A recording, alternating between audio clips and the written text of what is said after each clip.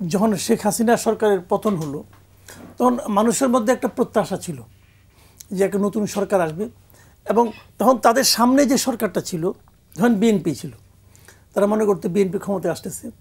কারণ বিএনপি বললেই কিন্তু 2001 থেকে 2006 পর্যন্ত যে বিএনপি ছিল তারা সেই বিএনপিটাকে মনে করতেছে ওই বিএনপিটাই আসবে। কিন্তু সময়ের পরিবর্তনে তো দলের চরিত্র পরিবর্তন হয়, দলের নেতৃত্ব পরিবর্তন হয়, এবং নেতৃত্বের সঙ্গে সঙ্গে কিন্তু দলের ক্যারেক্টার চেঞ্জ হয়। কারণ 96 আওয়ামী লীগ আর 2014 অথবা 24 আওয়ামী লীগ তো এক না, দল তো একই আছে, বাট নেতৃত্বের কারণে কিন্তু চেঞ্জ হয়।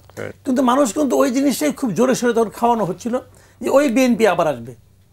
তো তখন মানুষের মধ্যে একটা দাবি উঠলো যে আমরা এমন একটা সরকার চাই অথবা এমন একটা সিস্টেম চাই যে সিস্টেমের কারণেই কেউ চাইলেই স্বৈরাচারী না হয়ে উঠতে পারে। এবং এইটা পাওয়ার জন্য তখন বলা হলো যে এটা একমাত্র তখনই সম্ভব যখন একটা সংস্কার করা হবে আমাদের সিস্টেমের মধ্যে। এই পর্যন্ত ঠিক আছে, তারপরে কি হলো, সংস্কার আপনি করবেন, সংস্কারটা কে করবে? সংস্কারটা কে করবে? এখন সংস্কার করার জন্য তড়িঘড়ি করে বিভিন্ন মন্ত্রণালয় থেকে বিভিন্ন আমলারা যে সমস্ত নাম ঘোষণা করলেন, এই নামগুলো দেখে আমি দ্বিতীয়বার হতাশ হলাম যে এরা কি সংস্কার করবে? কারণ এই লোকগুলোকে তো আমি চিনি, এই লোকগুলোকে তো আমি চিনি। ধরেন একজন হলো কাঠের মিস্ত্রি, এখন কাঠের মিস্ত্রি আসতে যে আমি অনেক বিল্ডিং বানানো দেখছি, আমি এখন মানে আর্কিটেক্টের কাজ করতে পারবো। কারণ উনি ওনার কমন সেন্স দিয়ে করা শুরু করলেন। তো এটা কি আসলে কিছু হবে? ওই বিল্ডিং থাকবে, দাঁড়ায় থাকবে? থাকবে না তো রে ভাই। তো এখন হলো ওই জিনিসটা যে আপনি এমন এমন লোকদের সংস্কার করালেন। আমার কাছে শুরুর থেকে আমি কিন্তু বলে আসতেছি যে এই লোকগুলো আমার মনে হয় না এই আপ টু দ্য মার্ক। এখন কার সঙ্গে কার পরিচয় আছে তাকে এনে দিয়ে বসাই দিল। আপনি আমাকে একটা কথা বলেন, আপনি তো মিডিয়া এত বছর আছেন, আমারও তো বলতে দেখতে দেখতে 36 বছর হয়ে গেল। মিডিয়ার সংস্কার যে কমিশনটা হয়েছিল এটা কারা? এদের কয়জনকে আপনার কাছে মনে হয় যে তারা বাংলাদেশের মিডিয়াটা বুঝে? কয়জনকে মনে হয়? যাকে চিফ বানানো হয়েছে উনি কই এখন? বিদেশ থেকে আসছিল, কইরা দিয়ে চলে গেছে। উনি কি দেশের মিডিয়া বুঝে? উনি তো আমার একবার খুব মাইন্ড করছিলেন, আপনি তো ছিলেন ওই অনুষ্ঠানে। আমি বলছিলাম যে আপনি কি জানেন যে বাংলাদেশে এখনো অনেক সাংবাদিকের বেতন 10,000 টাকার কম?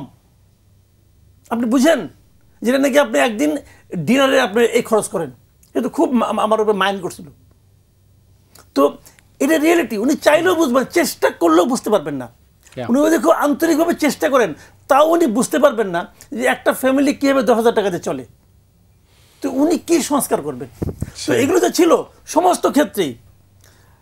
সংবিধানের ক্ষেত্রে সংবিধান সংস্কারের যিনি দায়িত্ব পেয়েছেন উনি কি সংবিধান বিশেষজ্ঞ? উনি তো আমার টিচার ছিলেন ঢাকা ইউনিভার্সিটি যে জার্নালিজমের টিচার, পরে কোনো একটা ডিগ্রি করে আবার পলিটিক্যাল সায়েন্সের টিচার। উনি কি সংবিধান বিশেষজ্ঞ? উনি অনেক দিন ধরে বাংলাদেশে কলাম লিখত প্রথম আলো পত্রিকার।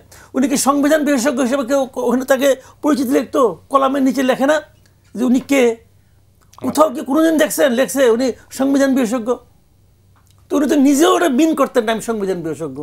উনি সংবিধান চেঞ্জ করার জন্য দায়িত্ব নিয়ে বসছেন, এবং উনি সবচেয়ে গুরুত্বপূর্ণ এখন সংস্কারের ক্ষেত্রে। আবার 2 দিন পরে উনি তো এনে আমেরিকান নাগরিক, এখনো 2 দিন পরে চলে যাবেন। তো আমার দেশ কি এত মূর্খ হয়ে গেছে যে ভাড়াটা বৃদ্ধি দিবে এই নামে করতে হবে? উনি যদি কাজটা ভালো করে চলে যান তা তো অসুবিধা। কাজটা ভালো করবে এটা কে দেখবে?